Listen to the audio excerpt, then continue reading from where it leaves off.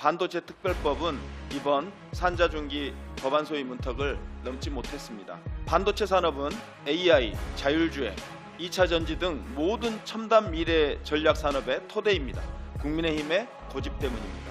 국민의힘은 주 52시간 예외 적용이 포함되지 않으면 반도체법을 절대 처리하지 못하겠다고 목리를 부립니다. 반도체 산업을 걱정한다면, 국가 경제의 미래를 걱정한다면 말이 아닌 행동으로 보여주시기 바랍니다.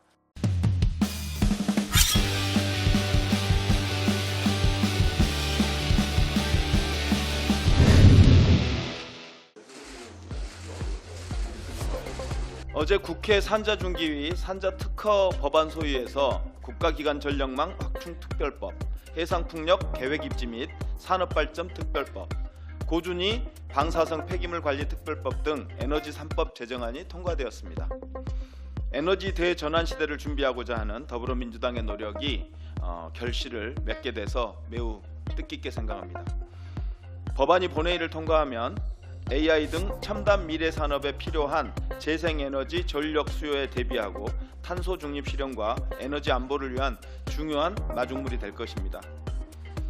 그러나 아쉽게도 반도체 특별법은 이번 산자중기 법안 소위 문턱을 넘지 못했습니다. 국민의힘의 고집 때문입니다. 반도체 산업은 AI, 자율주행, 2차 전지 등 모든 첨단 미래 전략 산업의 토대입니다. 반도체 산업이 미래 국가 경쟁력의 바로미터입니다.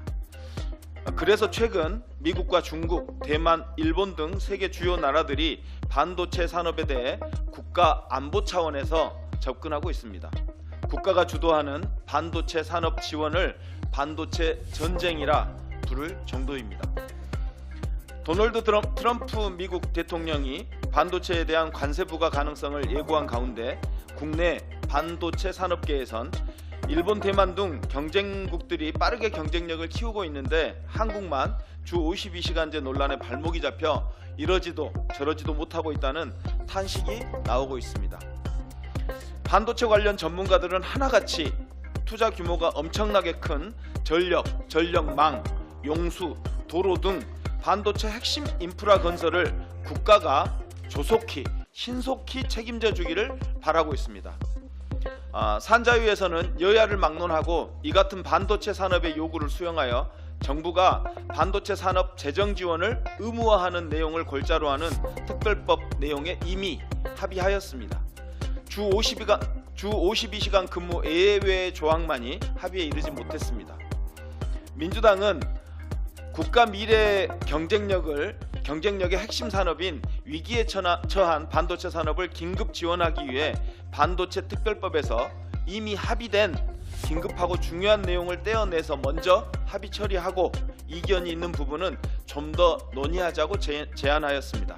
그러나 국민의힘은 주 52시간 예외 적용이 포함되지 않으면 반도체법을 절대 처리하지 못하겠다고 목리를 부립니다. 국민의힘은 반도체법 통과의 의지가 있는 것인지 의문이 가는 대목입니다. 반도체 특별법은 전력, 전력망, 용수, 도로, 인력 양성 등 반도체 산업 핵심 인프라를 정부가 책임지고 구축하는 것이 법안의 본래 목적입니다. 본래의 목적에 여야가 합의했으니 합의한 부분을 분리하여 먼저 처리하자는 민주당의 요구에 응답해 주시기 바랍니다. 국민의힘은 반도체 산업 육성이 아닌 주 52시간 예외 특례 조항을 내세워 민생을 챙기기보다 정쟁을 하려는 꼼수를 중단하십시오.